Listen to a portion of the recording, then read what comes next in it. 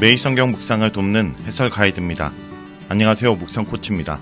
함께 읽고 나눈 말씀은 에베소서 2장 11절에서 22절까지 말씀입니다. 바울은 이방 교회가 이전에 어떤 모습인지를 지적합니다. 그들은 유대인들에게 할례받지 못한 사람이라고 지적을 받았을 뿐 아니라 하나님께서 약속하신 것과 관계없는 사람들로 여겨졌습니다. 하지만 그들은 그리스도로 말미암아 하나님의 자녀가 되었고 참 이스라엘이 되었습니다. 그 결과 그들도 신실한 유대인들과 한 공동체로 하나님께 나아갈 수 있게 되었습니다. 바울은 그리스도 안에 있는 유대인들과 이방인이 연합하여 거룩한 공동체, 참 성전이 되었다고 선언합니다. 11절에서 22절 읽겠습니다. 그러므로 생각하라. 너희는 그때 육체로는 이방인이요 손으로 육체 행한 할례를 받은 무리라 칭하는 자들로부터 할례를 받지 않는 무리라 칭함을 받은 자들이라. 그때 너희는 그리스도 밖에 있었고 이스라엘 나라 밖의 사람이라. 약속의 언약들에 대하여는 외인이요 세상에서 소망이 없고 하나님도 없는 자이더니 이제는 전에 멀리 있던 너희가 그리스도 예수 안에서 그리스도의 피로 가까워졌느니라. 그는 우리의 합형이신지라. 둘로 하나를 만드사 원수된 것 곧 중간에 막힌 담을 자기 육체로 하시고 법조문으로 된 계명의 율법을 폐하셨으니 이는 이 둘로 자기 안에서 한 세 사람을 지어 합형하게 하시고 또 십자가로 이 둘을 한 몸으로 하나님과 화목하게 하려 하심이라. 원수된 것을 십자가로 소멸하시고 또 오셔서 먼 데 있는 너희에게 평안을 전하시고 가까운 데 있는 자들에게 평안을 전하셨으니 이는 그로 말미암아 우리 둘이 한 성령 안에서 아버지께 나아감을 얻게 하려 하심이라. 그러므로 이제부터 너희는 외인도 아니요 나그네도 아니요 오직 성도들과 동일한 시민이요 하나님의 건속이라. 너희는 사도들과 선지자들의 터 위에 세움을 입은 자라. 그리스도 예수께서 친히 모퉁이 돌이 되셨느니라. 그 안에서 건물마다 서로 연결하여 주 안에서 성전이 되어가고 너희도 성령 안에서 하나님이 거하실 처소가 되기 위하여 그리스도 예수 안에서 함께 지어져 가느니라. 11절에서 13절은 과거와 현재의 신분을 말합니다. 에베소 교회 성도들이 선한 일을 위해 부름을 받았다는 사실을 설명한 후 바울은 성도들의 과거와 현재 신분 및 상태를 비교하여 설명합니다. 먼저 성도들이 과거에 어떤 상태였는지 생각해보라고 촉구합니다. 2장 1절에서 3절에 성도들은 과거에 공중의 건세 잡은 자에게 복종하는 불순종의 자식으로서 영적 죽음의 상태에 있었다는 것을 설명했습니다. 여기서는 현실적이고 육체적인 관점에서 그들의 신분과 상태에 대해 생각해보라고 말합니다. 이는 성도들이 과거에 아무런 소망이 없던 사람들인데 지금은 얼마나 영광스러운 신분의 소유자가 됐는지를 상기시킵니다. 과거의 성도들이 처했던 소망 없는 상태에 대해 바울은 7개의 표현을 통해서 설명합니다. 먼저 그들은 육체로 이방인이었습니다. 이방인이란 하나님의 백성이 아님을 강조하는 표현입니다. 여기서 육체로는 이라는 표현을 함께 사용하는데 이는 지금의 영적 신분과 차별하는 것입니다. 육체적이고 혈통적인 관점에서 유대인은 하나님의 백성으로 여겨졌고 종말론적 구원의 은혜가 약속된 특별한 신분의 소유자되었습니다. 그 특별한 신분은 할례로 표시되었습니다. 유대인들은 언약 백성임을 상징하는 할례를 받은 자들이지만 이방인들은 그렇지 못했습니다. 그리스도 밖에 있었다라는 것은 메시아를 통한 언약의 혜택을 받을 수 없는 자들이었음을 의미합니다. 바울은 이런 신분을 가리켜 세상에서 소망이 없고 하나님도 없는 자들이었다 말합니다. 성도들은 과거에 하나님도 없는 자들이었습니다. 그들이 섬겼던 우상은 사실 신도 아니고 하나님도 아니었습니다. 그러나 지금은 그리스도 예수의 피로 유대인들과 가까워졌습니다. 그들은 그리스도 밖에 있던 자들이지만 이제 그리스도 안에 들어온 자들이 되었습니다. 성도들이 이러한 사실을 생각하고 기억한다면 자신들에게 주어진 거룩하고 의로운 삶에 대한 책임이 얼마나 막중한 것인지 깨닫게 될 것입니다. 14절에서 18절은 화목케 하는 그리스도의 사역을 말합니다. 이방인이 그리스도의 피로 유대인들과 가까워졌다는 것은 유대인과 이방인 사이가 화목케 되었음을 의미합니다. 그리스도의 대속적 죽음은 화목케 하는 사역이었습니다. 아마 바울은 유대인들과 이방인들 사이에 있는 갈등과 차별을 생각했던 것 같습니다. 그러한 갈등은 육체적, 민족적인 차별에 의한 것이었습니다. 그러나 그것은 하나님의 백성됨에 대한 참된 표지는 아니었습니다. 하나님 백성됨의 참된 표지는 육체에 가는 것이 아니라 영적인 것입니다. 그리스도의 대속적 죽음은 중간에 막힌 담을 허무는 것으로 간주됩니다. 여기서 막힌 담이란 유대인들과 이방인 사이에는 원수된 것, 곧 적대감을 가리킵니다. 예수님의 육체적 죽음을 막힌 담을 허무는 것에 비유한 것은 예수님의 죽음을 돌로 지은 예루살렘 성전 파괴를 상징하는 것으로 묘사했던 요한복음 2장 19절과 유사합니다. 예수님의 죽음이 옛 성전인 돌 성전을 허무는 것이라면 그의 부활은 새 성전인 교회를 세우는 것입니다. 예수님께서는 죽음을 통하여 적대감을 허물어내고 화평을 세우셨습니다. 그것은 육체에 속한 질서를 허물고 영에 속한 질서를 세우는 것과 같습니다. 따라서 바울은 예수님의 죽음이 율법을 폐하는 것이라고 말하지 않고 법조문으로 된 계명의 율법을 폐하는 것이라 말합니다. 이것은 율법의 외적이고 형식적인 측면이 폐지된 것이지 율법이 의도했던 영적 목적이 폐지된 것은 아니라는 뜻입니다.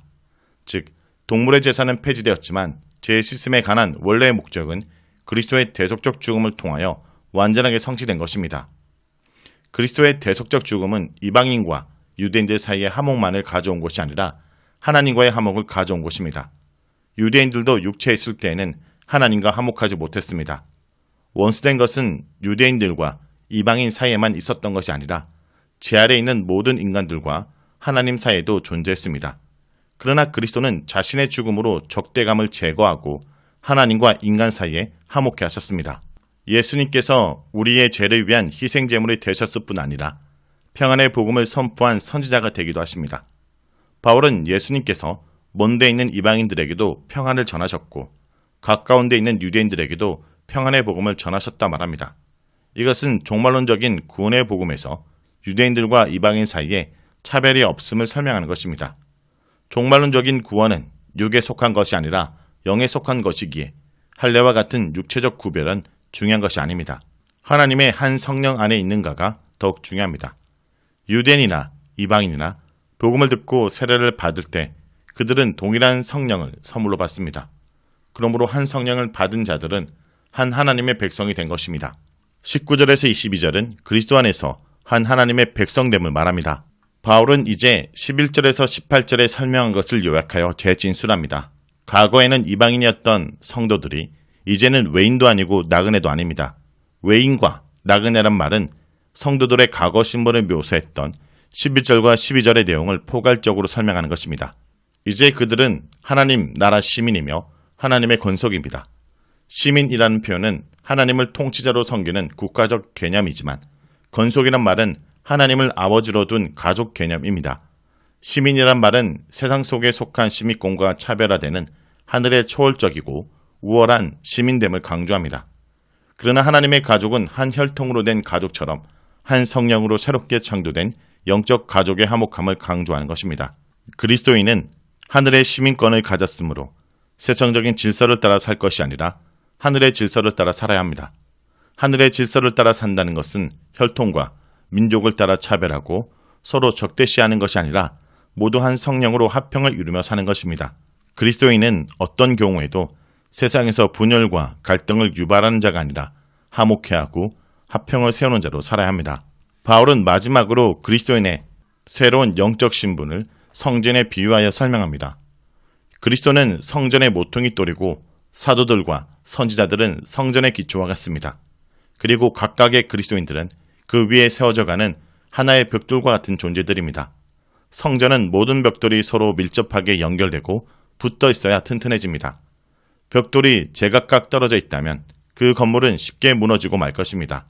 성전에 대한 이러한 설명은 다양한 신분과 계층과 문화적 배경에서 온 성도들이 하나가 되고 일치되는 연합과 화목을 강조합니다. 바울은 또한 성전을 하나님이 거하시는 처소로 간주합니다. 이것은 교회의 거룩함을 강조하는 것입니다. 하나님은 거룩하고 흠 없는 성전에 거하십니다. 성전은 성령 안에서 그리스도 예수 안에서 지어져야 합니다. 성령과 그리스도는 성전의 정체성을 드러냅니다. 우리는 성령의 인도하심을 따라 살고 그리스도의 복음 안에서 성장해야 합니다. 자, 여기까지가 에베소서 2장 11절에서 22절까지 말씀입니다. 오늘 말씀을 통해 우리는 무엇을 묵상하고 적용해야 할까요? 하나님은 십자가를 통해 화목하게 하셨습니다. 십자가를 통해 율법을 폐하심으로 이방인과 유대인 사이를 가로막던 증오와 경계의 장벽을 허무시고 이 둘을 한 몸으로 하나님과 화목하게 하셨습니다. 분열과 갈등과 대립의 역사를 살던 이들을 주 안에서 평화를 누리고 이루는 새 사람이 되게 하신 것은 만물의 통일이 이미 시작되었음을 의미합니다. 세상이 온갖 이유를 대며 차별의 담을 쌓고 편을 갈라도 예수 그리스도는 그 담을 헐고 모두를 자기 안에서 하나 되게 하려고 오셨습니다. 성도 여러분, 우리도 이 구원의 역사에 동참하여 증오와 경계의 장벽을 허물고 그리스도 안에서 한 몸을 이루며 화목해하는 피스메이커의 삶을 살아가길 간절히 기도드립니다.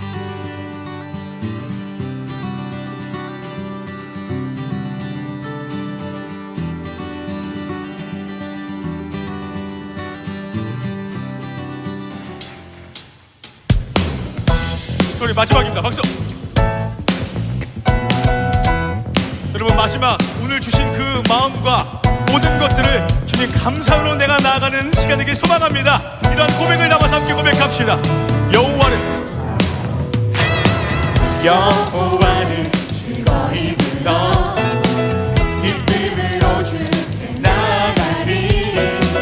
여호와 하나님 난 주의 백성 기르시는 양이라. 여호와를 컴온. 여호와를 즐거이 불러 기쁨으로 주께 나아가리. 여호와 하나님 난 주의 백성 기르시는 양이. 감사함으로 주를 높이며 그분의 들어가서 찬송함으로 그 이름을 송축할지어다. 여호와를 즐거이 불러 기쁨으로 주께 나아가리. 여호와 하나님 난 주의 백성 기르시는 양이라. 여호와를 컴온. 여호와를 즐거이 불러 기쁨으로 주께 나아가리. 여호와 하나님 난 주의 백성 기르시는 양. 감사함으로 주를 높이며 그분의 들어가서 찬송함으로 그 이름을 송축할지. 감사함으로